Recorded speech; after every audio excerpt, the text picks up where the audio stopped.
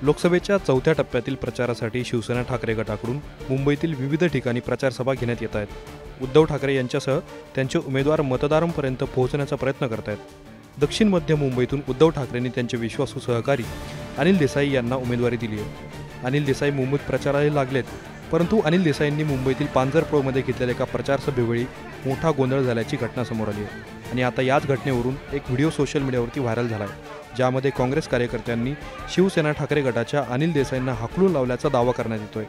हे प्रकरण नेमकं काय आहे, व्हायरल व्हिडिओ मागचं सत्य काय आणि त्या व्हिडिओवरती अनिल देसाईंनी काय स्पष्टीकरण दिलं, सगळं काही समजून घेऊयात पुढच्या काही मिनिटांमध्ये।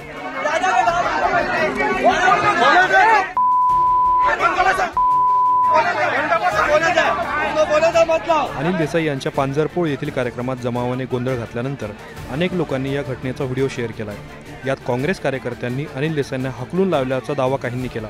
इतकंच नाही तर जमावाने अनिल देसाई यांच्या विरोधात घोषणाबाजी केल्याचाही दावा करण्यात आला आहे। व्हिडिओमध्ये घोषणाबाजी, गोंधळ आणि आरडाओरडा सुरू असल्याने अनेकांनी हा व्हिडिओ शेअर केला, परंतु व्हायरल होत असलेला व्हिडिओ हा पूर्ण सत्य सांगत नाही।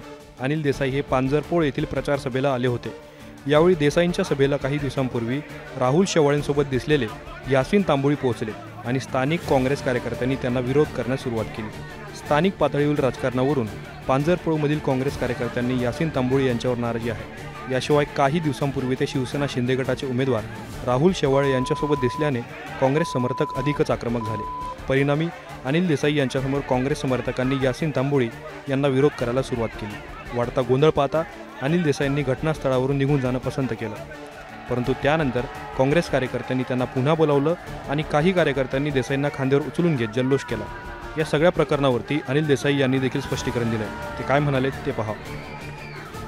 काल त्या पांजरापोळमधनं होताना एका कोणतरी अनोळखी याने आतमध्ये त्या आमच्या असलेल्या लोकांबरोबर कुठेतरी तोही स्वतः बरोबर आपलं हे दाखवायसाठी आला आणि त्यावेळेला तिथे जे एका पांजरापोळ त्या ठिकाणी असलेल्या वस्तीमध्ये ज्या वेळेला आम्ही पोहोचलो, तिकडच्या लोकांनी आम्हाला उत्स्फूर्त स्वागत करण्यासाठीच बोलवलं होतं, परंतु त्यांनी त्या माणसाला पाहिल्यानंतर त्यांचं स्वतःचं काहीतरी वैयक्तिक किंवा आपसामध्ये काहीतरी गैरसमज किंवा काय जे काय असेल त्या ह्याने ती लोक त्या माणसावर तिथे रागावले आणि तो त्यांच्याबद्दलचं हे होत होता। तोपर्यंत आमचं बऱ्याचशा लोकांना तिथे असलेल्या भेटून वगैरे झालं होतं, त्यामुळे त्यांचं हे चाललं होतं ते बाचाबाची आपले त्यांच्यामध्ये काय जास्त होऊ नये आणि आपण असल्यामुळे आणि ते बाधामध्ये काहीतरी होऊ नये म्हणून त्यालाही आपण हे करून त्यांना हे करून आपण निघत होतो, कारण आमचं हे झालं होतं आणि आम्ही निघालो होतो। आम्ही तिथे निघाल्यानंतर ती माणसं तो होता जो तेव्हा गेला, त्यांचं काही झालंच नाही, काय नाही, त्याच्यामध्ये काही नव्हतंच मुळात। त्यांना असं वाटलं की हा घेऊन आलाय की काय यांना या प्रचार फेरीच्या दरम्यान हा माणूस जो त्यांना नको होता तो हा घेऊन आलाय का, तसं काही चित्रच नव्हतं आणि त्यामुळे आमचं हे भेटून लोकांना जे काही हे करायचं होतं ते करून आम्ही निघत होतो। ती त्या कळल्यानंतर परत ती सर्व माणसं आली की नाही साहेब तुम्ही गैरसमज करून घेऊ होता, अजिबात असं काय हे नाहीये। आमच्या लोकांना सांगितलं, आमचे निमेश भोसले किंवा आमचे जे नेते तिकडचे स्थानिक होते त्यांना वगैरे आम्ही म्हटलं चला ठीक आहे म्हणून परत गेलो। उचलून वगैरे धरलेला आहे तो व्हिडिओ पाहिला का, एवढं उत्स्फूर्त आणि चांगल्या रीतीचं स्वागत होतं, म्हणून हा हास्यास्पद प्रकार आहे। तेच सांगतोय त्या वेळेचा तो हे आहे की त्यांना चांगल्या रीतीने ते उत्स्फूर्त स्वागत आहे ते न दाखवता हे कुठेतरी जे सुरुवातीला अगोदर ज्या काही गोष्टी ते एक दुसऱ्याशी बोलत होते त्या ह्याच्यावरून काढता पाय वगैरे घेतला, तर काढता पाय वगैरे घेण्याचा याच्यामध्ये काही संबंध येत नाही आणि कुठेही तणाव होऊ नये बघणं हे आपलं सुद्धा काम आहे।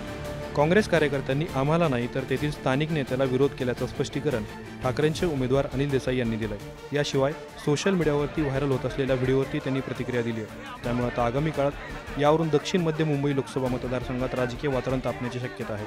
या सगळ्या प्रकरणावर तुम्हाला काय वाटतं हे आम्हाला कमेंट बॉक्समध्ये कळवा। असेच माहितीपूर्ण व्हिडिओ पाहण्यासाठी मुंबई तकच्या यूट्यूब चॅनलला सबस्क्राईब करायला विसरू नका।